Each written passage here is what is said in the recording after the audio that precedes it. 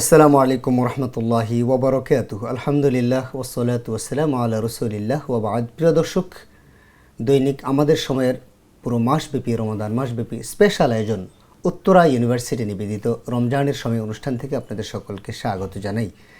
পুরো মাস জুড়ে আমি আছি ডক্টর কুতুবউদ্দিন বখতিয়ার, আমার সাথে আছেন দেশ বরেণ্য কিছু ইসলামী স্কলারগণ। আমরা আলোচনা করে থাকি রমাদান রিলেটেড গুরুত্বপূর্ণ কিছু চমকপ্রদ বিষয়। আজকে আমাদের আলোচনার বিষয় হলো লাইলাতুল কদর খুঁজি। কিভাবে আমরা লাইলাতুল কদর খুঁজবো? এই কদরের রাত, যে কোনো একটা জিনিসের মধ্যে আমরা বলি যে এটা কিন্তু কদর আছে, এই লোকটার কদর আছে, এই জিনিসটার কদর আছে। লাইলাতুল কদর খুঁজি, কিভাবে খুঁজবো? রাসূলুল্লাহ সাল্লাল্লাহু আলাইহি ওয়াসাল্লাম কীভাবে খুঁজেছেন লাইলাতুল কদর, এই বিষয়ে আলোচনা করার জন্য আমরা স্টুডিওতে আমন্ত্রণ জানিয়েছি অসংখ্য আলেমের উস্তাজ, ঐতিহ্যবাহী উত্তর বাড্ডা ইসলামিয়া কামিল মাদ্রাসার সম্মানিত প্রিন্সিপাল ডক্টর আনোয়ার হোসেন মোল্লা। আসসালামু আলাইকুম রহমতুল্লাহি ওবরাকাতুহ। ওয়ালাইকুম আসসালাম রহমতুল্লাহ। উস্তাজ কেমন আছেন? আলহামদুলিল্লাহ, আল্লাহর মেহেরবানি, আল্লাহ ভালো রেখেছেন। আপনি ভালো আছেন? আলহামদুলিল্লাহ আলা কুল্লি হাল।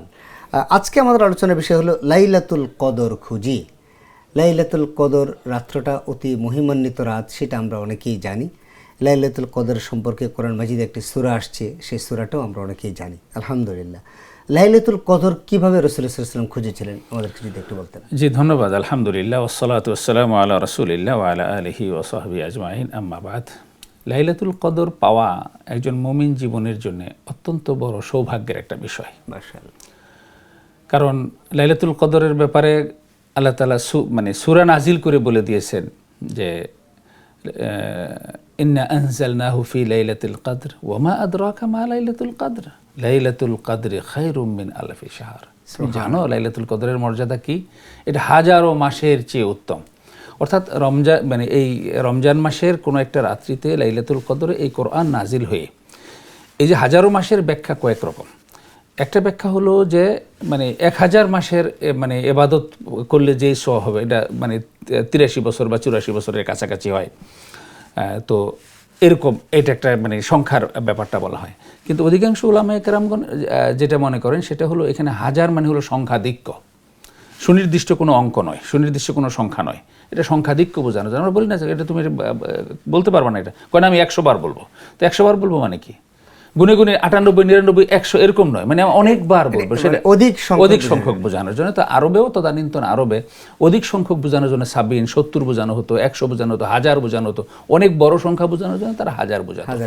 তো রাসূল সাল্লাল্লাহু আলাইহি ওয়াসাল্লামের পক্ষ থেকে এই লাইলাতুল কদর সম্পর্কে যে এই রাত্রিটা কবে, এটা জানানোর জন্য সাহাবায়ে কেরামদের একটা তাগাদা ছিল। তিনি বলছিলেন যে আমি তোমাদেরকে বলবো, অমুক দিন বলবো।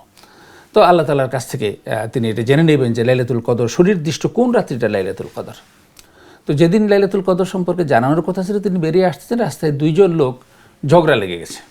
তো ঝগড়া থামাতে গিয়ে জিবরাইল আলাইহিস সালাম লাইলাতুল কদরের যে সুনির্দিষ্ট ডেটটা বলেছিলেন, সেই ডেটটা তিনি ভুলে গেছেন। পরবর্তীতে যখন তিনি মসজিদে আসলেন, আসার পরে সাহাবায়ে কেরাম মনে করিয়ে দিলেন, ইয়া রাসূলুল্লাহ, আপনার তো আজকে লাইলাতুল কদর সম্পর্কে বলার কথা ছিল। তখন তিনি বলেন, উল্লিমতু লাইলাতুল কদরি ফাউনসিতুহা, যে আমাকে লাইলাতুল কদর সম্পর্কে জানানো হয়েছিল, আবার সেটা ভুলিয়েও দেয়া হয়েছে। এখন তোমরা কি করবে? তাহাররু লাইলাতুল কদরি ফিল আশরিল আওয়াখির মিন শাহরি রমাদান, রমজান মাসের শেষ দশকে তোমরা লাইলাতুল কদর তালাশ করে নাও। এই যে আমরা লাইলাতুল কদর খুঁজি, রাসূল সাল্লাল্লাহু আলাইহি ওয়াসাল্লামের ডাইরেক্ট টেক্সট হলো তাহাররু লাইলাতুল কদরি ফিল আশরিল আওয়াখির মিন শাহরি রমাদান, রমজান মাসের শেষ দশকে তোমরা তালাশ করে নাও। এখানে কিন্তু শেষ দশকে দিনে তালাশ করো না রাতে তালাশ করো, জোরে তালাশ করো না বেজোরে তালাশ করো, এই কথাটা বলা নেই। অন্য একটা রেওয়ায়েতে অবশ্য বেজোরের কথা বলা হয়েছে, বেজোর রাত্রিতে তোমরা খোঁজো। তো এই হাদিসটা অধিকাংশ হাদিস গ্রন্থে এই হাদিসটাকে সংকলন করা হয়েছে, এবং এটাই খুব জামে হাদিস বলা হয় এই কারণে যে রাসূল সাল্লাল্লাহু আলাইহি ওয়াসাল্লাম যদি সুনির্দিষ্টভাবে কোনো একটা তারিখ বলে দিতেন, তাহলে আজকেই সেই জিনিসটা সম্পর্কে প্রশ্ন উঠতো। তিনি যে বললেন যে 25 তারিখ দিবাগত রাত্র, সেই 25 তারিখ কি বাংলাদেশের স্ট্যান্ডার্ডে, না সৌদি আরবের স্ট্যান্ডার্ডে, নাকি অস্ট্রেলিয়ার স্ট্যান্ডার্ডে? কারণ সারা দুনিয়াতে মুসলমানরা আছে। আল্লাহ রাসূল সাল্লাল্লাহু আলাইহি ওয়াসাল্লাম এরকম একটা ফ্রেম করে দিলেন যে 10 দিনের বা 9.5 দিনের একটা ফ্রেম, শেষ দশক, যে এই শেষ দশকের মধ্যে পৃথিবীর যে আবর্তন, সূর্য এবং চন্দ্রের আবর্তনের ব্যবধান হলো 4.5 দিন। তো 4.5 দিন ব্যবধান, দিনে 4.5, রাতে 4.5, অর্থাৎ 9 দিন। তো শেষ দশক 9 হবে অথবা 10 হবে। যদি এই শেষ দশক কেউ তালাশ করতে পারে, তাহলে কোরআন নাজিলের সেই শুভ ঘণ্টা পৃথিবীর যে কোনো বিন্দুতে হোক, প্রশান্ত মহাসাগরের মাঝখানের বিন্দুতেও যদি পড়ে, তাহলে এই 10 দিন যদি কেউ ইবাদতের মধ্যে কাটাতে পারে দিন রাত নির্বিশেষে, তাহলে তার লাইলাতুল কদর মিস হওয়ার কোনো সম্ভাবনা নেই। আমরা লাইলাতুল কদর তালাশ করতে গিয়ে আমরা একটা মিস্টেক করি আমাদের এই উপমহাদেশে। আমরা ধরেই নিয়েছি যে 27 রমাদান 26 তারিখ দিবাগত রাত্রে, তো এটা হওয়ার সম্ভাবনা আছে।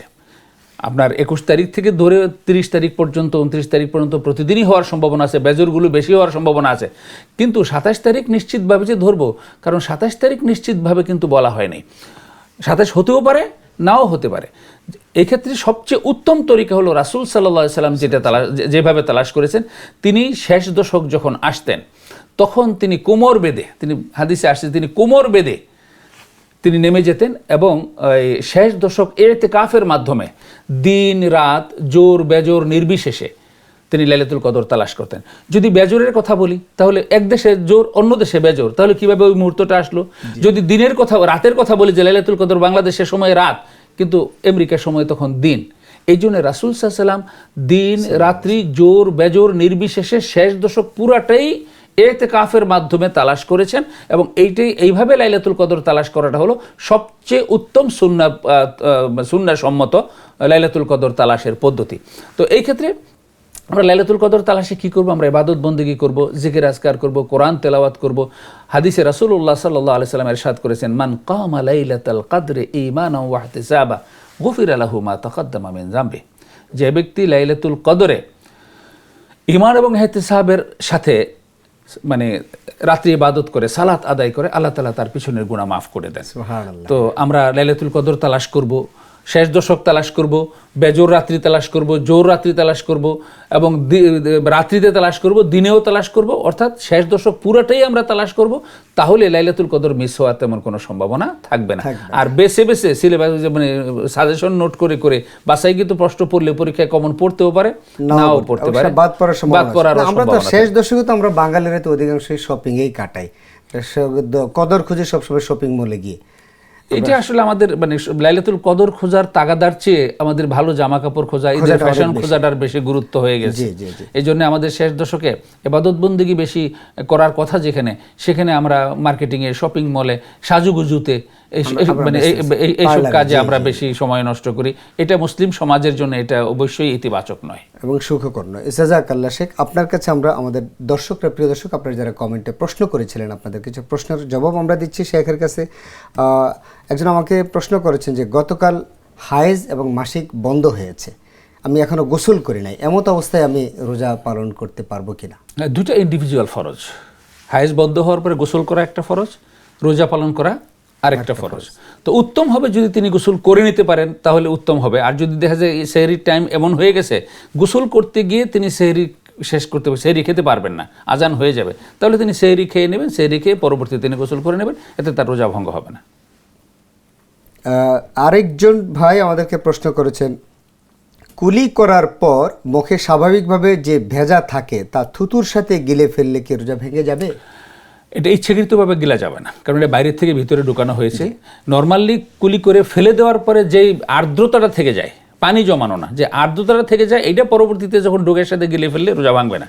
কিন্তু কিছু পানি জমে রয়েছে, সেই পানিটা জমিয়ে যদি থুতুর সাথে গিলে ফেলা হয়, তাহলে রোজা ভেঙে যাওয়ার, যেহেতু পানিটা বাইরে থেকে দেওয়া হয়েছে, রোজা ভাঙার ঝুঁকি আছে। জি জি জি, জাযাকাল্লাহ শেখ, আপনাকে লাইলাতুল কদর খোঁজার বিষয়ে আপনি বললেন। আল্লাহ আপনাকে এবং আমাদের সকলকে রমাদানের সমস্ত ফয়েজ এবং বরকত নসিব করুন। আল্লাহুম্মা আমিন। আমিন। প্রিয় দর্শক, রমাদানের সকল ফয়েজ এবং বরকত আপনাদেরকে আল্লাহ নসিব করুন। আসুন না আমরা লাইলাতুল কদর খুঁজি। এই কদরের রাত যদি একবার পাই, হ্যাঁ, কদরের রাত মানে আমাদেরকে, এটা ক্ষমার রাত।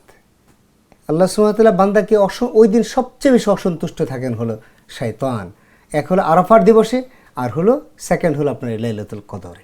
আসুন না আমরা আল্লাহ সুবহানাহু ওয়া তাআলার নিকটবর্তী হই, নিজেকে পরিশুদ্ধ করি, নিজের আত্মাকে প্রশান্তি করি, এবং আমাদের নিজেদেরকে আল্লাহর প্রিয় গোলাম হতে আমরা লাইলাতুল কদর আমরা হেলায় ফেলায় শপিং মলে কদর না খুঁজে আমরা ওই জামা খুঁজব না, কদর না খুঁজে আমরা বাচ্চাদের স্যান্ডেল খুঁজবো না, নিজেদের জন্য সাজগোজ খুঁজবো না আমরা। আল্লাহ আমাদেরকে তৌফিক দান করেন এই প্রত্যাশা শেষ করছি আমাদের আজকের অনুষ্ঠান।